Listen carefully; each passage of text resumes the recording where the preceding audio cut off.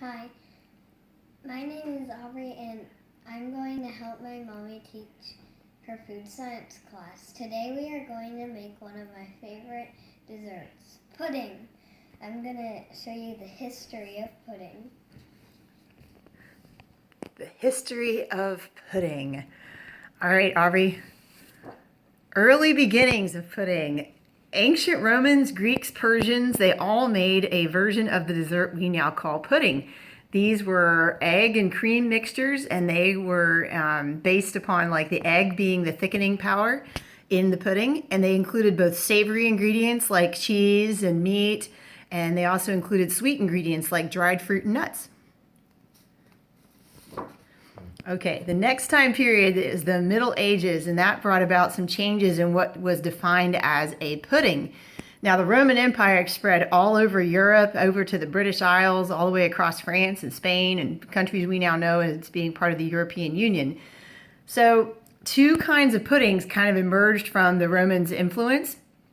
And the first type was a meat-based pudding, so things like haggis in Scotland, and blood pudding, which is a pudding made of literally pig's blood or beef blood. Those types of puddings were defined as puddings, and they were meat-based or animal part based. And then you had grain-based puddings, like what we would call white pudding or porridge. Peas porridge is in a nursery rhyme, and it was based on grain. So not as much egg use or dairy use in these types of puddings, but lots of grain use and lots of meat use. So then the next time period is when you saw pudding starting to come to the early American colonies. Now, colonists, they used different ingredients because they didn't have the same things in the United States. Well, at the time it was just the British colonies, as they did in England. So they had to improvise. Corn grew really well here, but not so well in England. So they were using a lot of corn. They were creating like cornbread pudding, corn pudding. They were also using sugar in the South because it was being grown there. Rice was grown in the South, so they could make rice puddings. So these became very popular, bread puddings and rice puddings. Pudding on the go. Pioneers heading westward in the United States on the Oregon Trail and out to like the homesteading areas in Oklahoma and Kansas, they needed a way to make pudding without eggs. So chickens weren't something you'd want to take with you on a covered wagon. They'd make a bunch of mess and then you'd have a hard time taking care of them. So they took along something called Bird's custard powder. Bird's custard powder was invented by an English chemist, and it wasn't custard in a powder at all. It was just cornstarch. So it was a fancy name for cornstarch. And what he did was make it so that people could use that cornstarch to create puddings.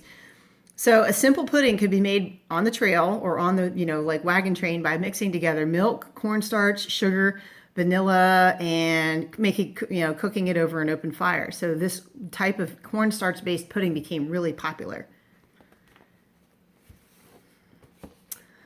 But pudding still took a long time to cook because cornstarch took a while to thicken and things like tapioca took a while to thicken. So during the 1910s, people were developing what was called modified or quick cooking thickeners. These were all really popular, and things like 15-minute tapioca or 1-minute quick oats were really popular in the grocery stores because they saved time in the kitchen.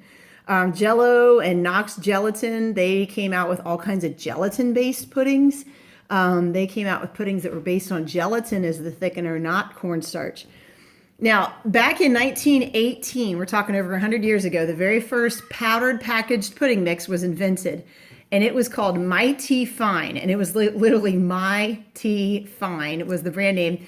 And it was made with like cornstarch, and it was a cook and serve type pudding. We have this same kind of pudding still today.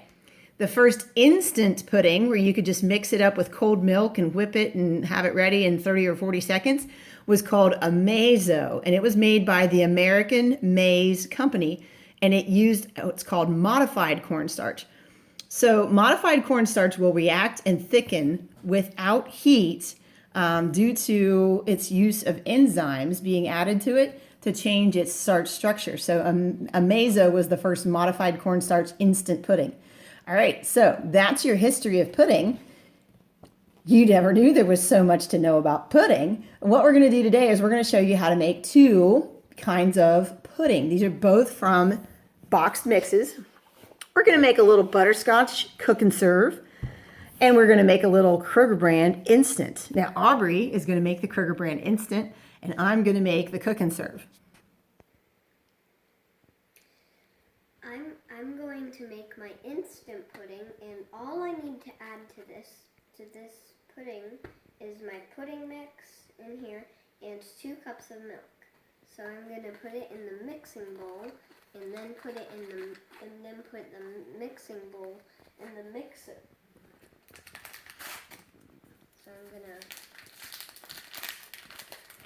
open up my packet, and then I'm going to pour it into the bowl. All I need to add is milk because the flavoring, the sugar, things like that are already in the packet. We're already in the packet. So I'm going to add my milk. You can see it doesn't look like pudding very much now. It looks more like a gloopy cake mix before it's mixed. So I'm going to put it on the mixing bowl.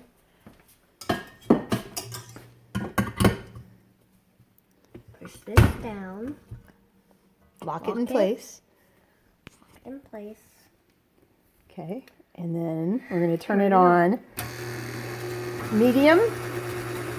And we're going to set the timer for how long, Aubrey? 2 minutes? 2 minutes.